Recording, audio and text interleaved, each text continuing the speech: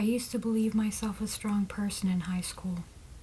I was very outspoken. I loved politics and theology. I was a hard and determined worker and devoted sister.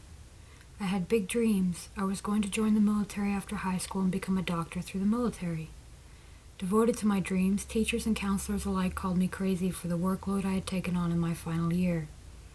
I was working while taking every science and mathematics course I could. I had been planning since I was 6 to become a doctor, and nothing was going to get in my way. I was a capable debater and was asked to join the debate team, in which I naturally rejected because I didn't like publicity.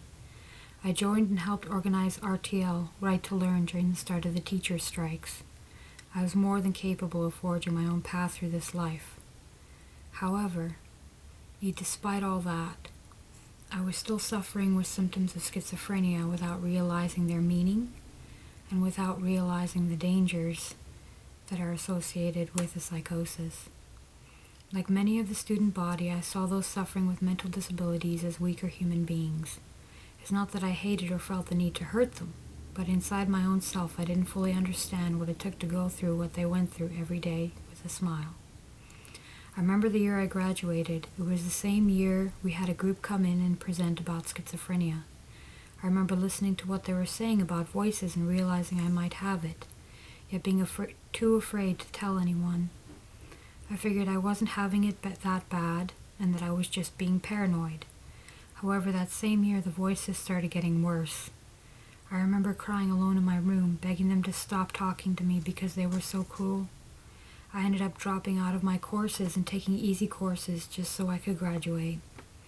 Shortly after I graduated, I suffered my first psychotic break. It was then that I started to appreciate the strength it takes to simply live, to breathe, to hope for a future. It's rare that any voice you hear has something nice to say. Quite often they just tear you down, call you names, play on your past mistakes or current weaknesses. Imagine having a bully that you can't push back, calling you names all day or nitpicking at your flaws all day, to lie in your bed falling asleep to the sound of loser or coward being said to you, trying to go for a shower or go to the bathroom with comments on what you're doing or derogatory terms directed at your body. That's what it's like to have schizophrenia, and what schizophrenics deal with daily for years. There are medications to help distance you from the voices. Sometimes they go away altogether.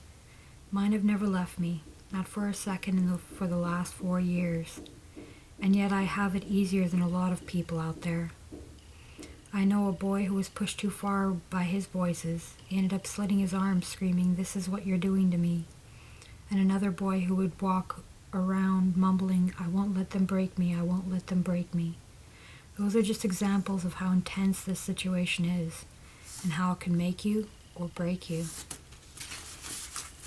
Sometimes schizophrenia is coupled with psychotic breaks. This is a very dangerous situation to be in for the schizophrenic, as they are now detached from reality. A psychotic break is like driving a car without brakes.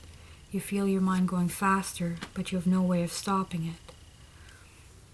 The more you think, the faster you go, like stepping on the gas, but the faster you go, the harder it is to control the car, and inevitably you will crash. During a psychotic break, your world is distorted. Facts about reality you used to take for granted are now called into question or distorted beyond recognition. What you used to understand as a cup is now a secret weapon of mass destruction that you alone know about and must destroy for the safety of the universe. You react just as you would as if those situations were fact, because to you it is fact. After a psychotic break, your whole world changes. Your perception of yourself, your perception of society, friends, family, nothing's the same.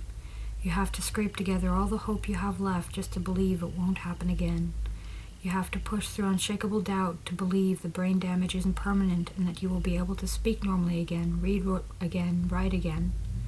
You have to work harder than all those years prepping for the military ever took, just to reach the point where you can function normally again.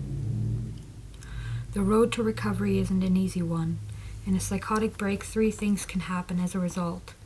You can fully recover, you can partially recover, or you can never recover. The fear of never recovering stays with you, and the idea that the voices that mock and hurt you will never go away is not easy to stomach. The idea that society will always look down on you, besides what you've been through, is frustrating at best. It was humiliating having a psychotic break. I was convinced I was fine, so after I got out of the hospital, I stopped taking my medication. I enrolled in upgrades to catch up on courses I'd dropped out of in high school and found full-time work. I made it halfway through my Chem 12 and Bio 12 before my second psychotic break. I missed so much I had to drop out again, and my work didn't believe me I was having a psychotic break and fired me after 3 days of missed work.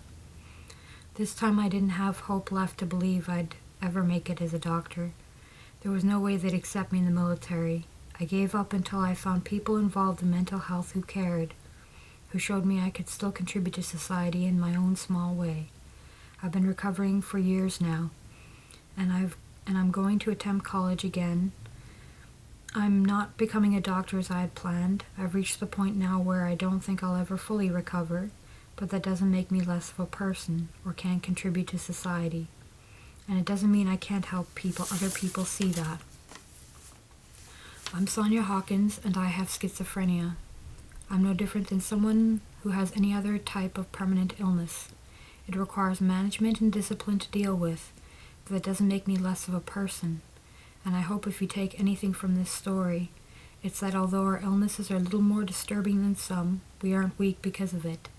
And I hope it gives you more insight on what it means to be a schizophrenic. Sometimes it means that I have to shut down and reset.